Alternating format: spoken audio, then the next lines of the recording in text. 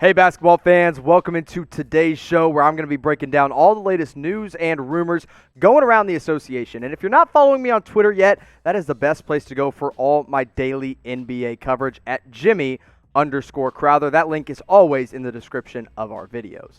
Let's start off today's show with the latest news around the Utah Jazz. Rudy Gobert has turned down a max extension from his current team. And I was kind of curious. I was like, why would he turn down that much money? Well, I didn't realize he's eligible for the supermax. That's worth 35% of the cap, as opposed to just a normal average max deal that's worth 28% of the cap. And so just do the quick math there. 35% is more than 28%. So Rudy Gobert could be making more money from Utah, and he wants to get that from his team before he hits free agency in 2021. And if he hits free agency in 2021, some other team is going to give him a max deal, and Utah might miss out if they don't offer him a supermax.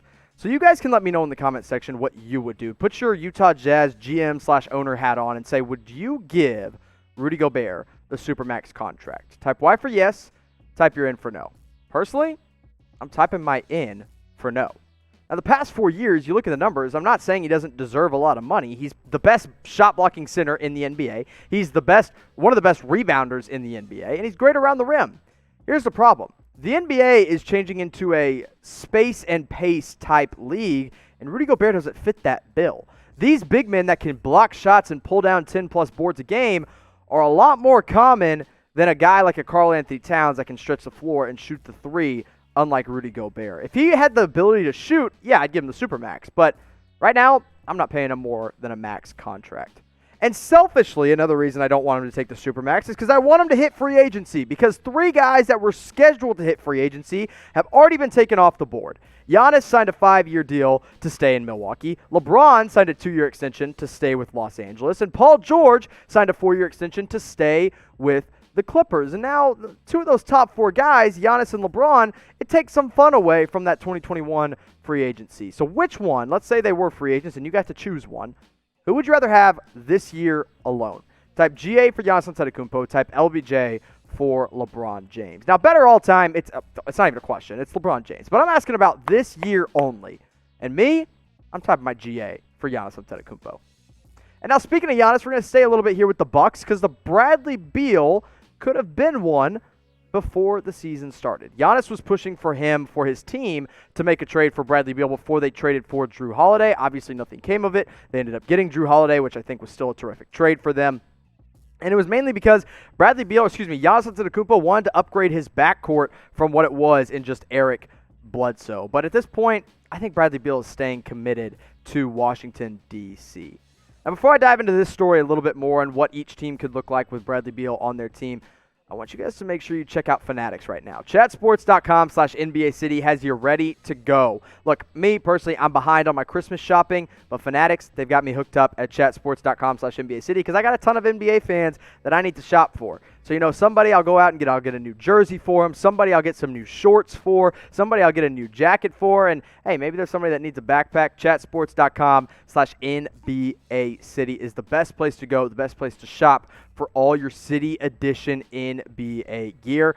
Go check them out today. When you look at that link, when you click on that link, it helps us out and it helps our friends out over at Fanatics.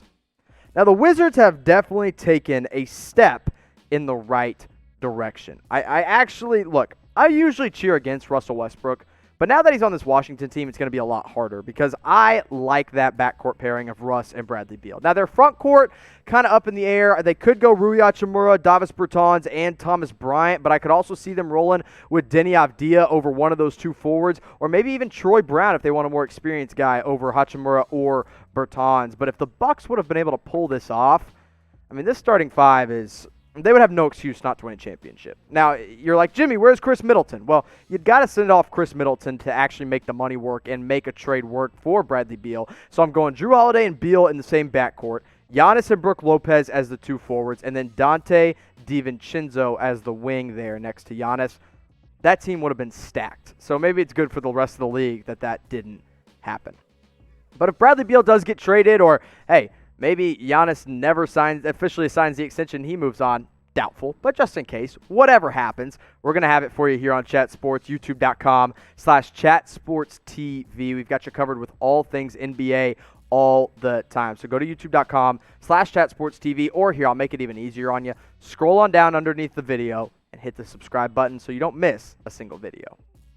Now let's update you on the James Harden drama. Not a whole lot of new things going on. There's no trade in the works or anything like that, but he did play in his first preseason game in a Rockets uniform as he tuned in on Tuesday night, actually decided to play.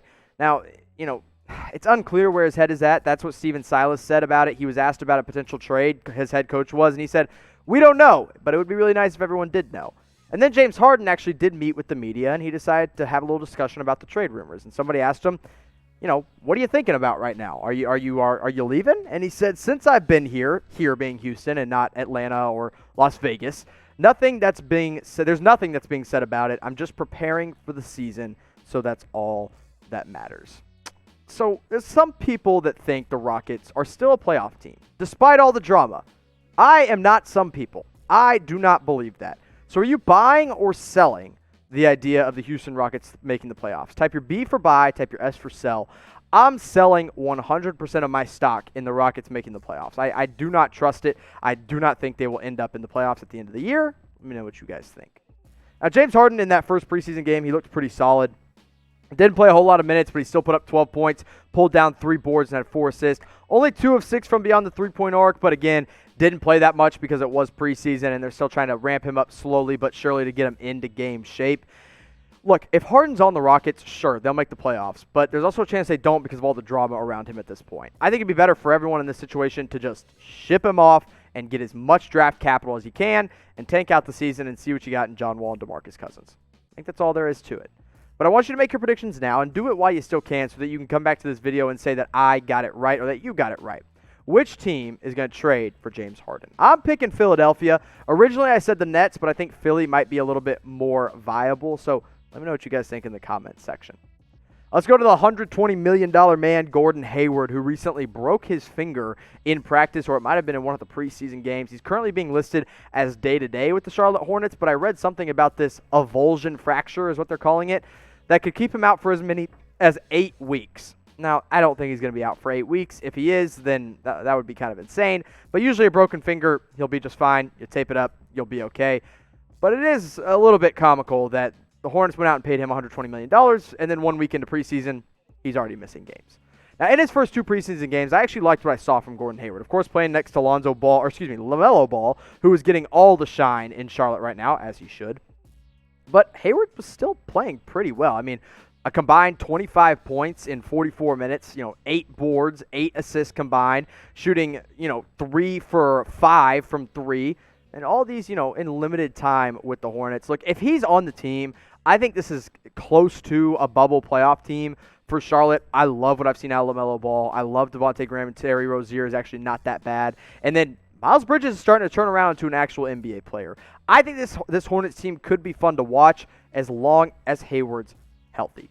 So before I get out of here, make your predictions in the comment section. What seed will Charlotte be this year? I'm going to say they probably land somewhere in the 8 to 10 range and could sneak into that playoff tournament. Let me know what y'all think in the comment section.